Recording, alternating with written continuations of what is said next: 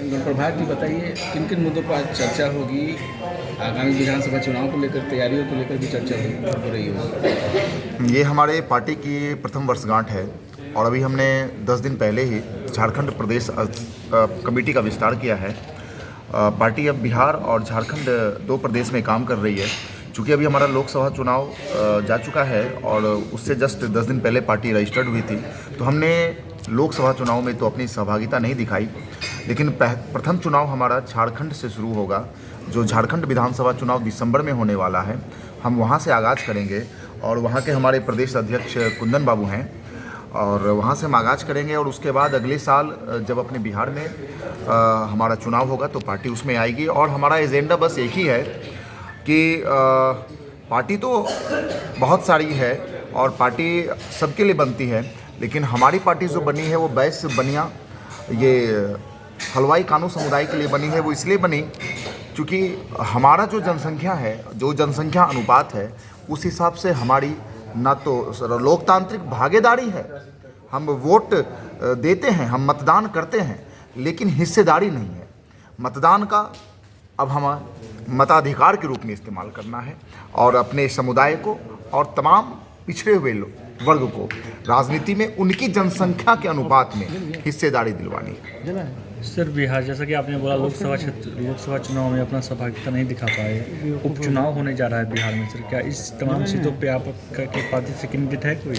हाँ, उपचुनाव में अभी रुपौली का उपचुनाव हुआ और जो घोषणा हुई तो उसमें हमारे पास समय नहीं मिल सका। अभी 4 और भी सीट है जहाँ उपचुनाव होना है। गया रफ़ीगंज है, गया बेलागंज है, तराड़ी है और फिर एक रामगढ़ में, हाँ एक रामगढ़ है। 4 ये और यहाँ के सारे विधायक सांसद हो चुके हैं।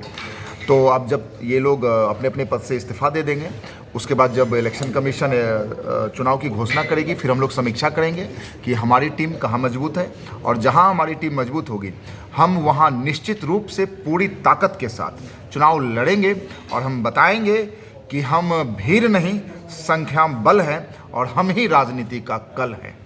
सर, ऐसा देखा गया कि पार्टी बनते ही मिल जाते हैं बड़े पार्टियों से, क्या ये पार्टी भी आगे चल के किसी पार्टी का मतलब हिस्सा हो? पार्टी बनते ही मिल जाती है। हम तो उस समुदाय से हैं, उस कम्युनिटी से हैं जो आज़ादी के बाद 1951 और 52 में जब पहला लोकतांत्रिक चुनाव हुआ, उस समय से हम किसी न किसी के साथ तो मिलते ही रहे हैं। अब कितना मिलना, अब मिलना नहीं, अब मिलना जुलना नहीं। अब आप आइए, हमसे बातें कीजिए, हम अपनी ताकत दिखाएंगे, आप आके हमसे मिलिए। कल तक तो बह ही रहे थे, कभी कांग्रेस के साथ, कभी जनता दल के साथ, राष्ट्रीय स्तर की मैं बात कर रहा हूँ, और कभी बीजेपी के साथ। बनिया का वोट तो उधर ही गया, लेकिन अब बनिया का वोट किसी पार्टी के लिए नहीं जाएगा। अब बनिया का वोट बनिया के लिए जाएगा और बनिया की वो पार्टी स्वाधीनता पार्टी है।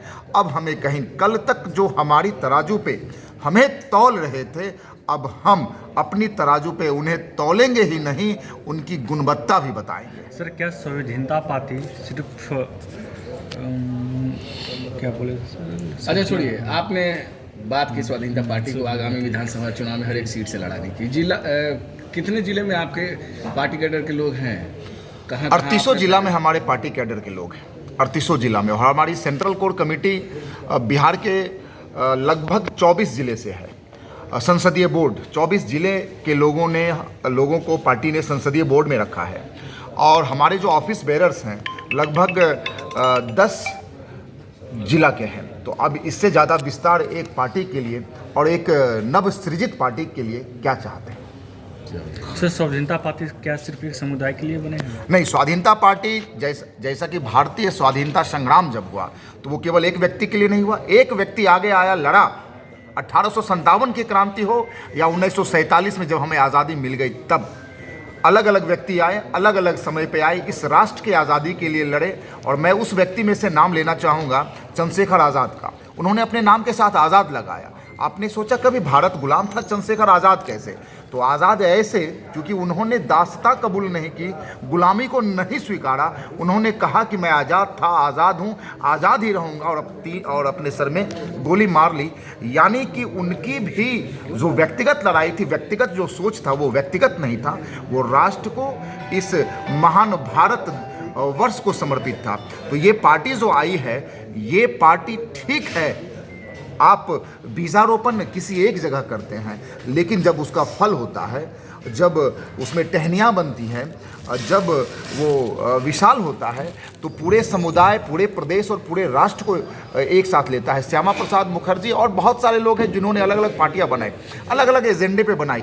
आज देखिए वो भारत में शासन कर रही है, तो क्या वो एक वर्ग के लिए? कदापि नहीं। शुरुआत कहीं ना कहीं से होता है, बीजारोपण कहीं ना कहीं से होता है। वही हमारा बीजारोपण, हमारा समुदाय है, जड़ में हमारा समुदाय है, जड़ में हलवाई कानून है, बनिया है, और उसके बाद तो पूरा भारतवर्ष और सारे समुदाय, ओबीसी, ईबीसी, एससी, एसटी, सवर्ण जितने हैं, सबके साथ हमें काम करना है। हमें इन लोगों के साथ काम करते हुए इस लोकतांत्रिक व्यवस्था को अपने ताकत से, अपने संख्या बल से रूबरू कराना है और अपने अधिकार को हासिल करना है। बस अपने अधिकार को हासिल करने की लड़ाई है। बाद बाकी बातें तो प्रदेश के और राष्ट्र के जो है सो विकास की होगी।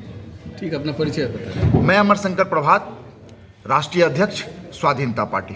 Thank you sir.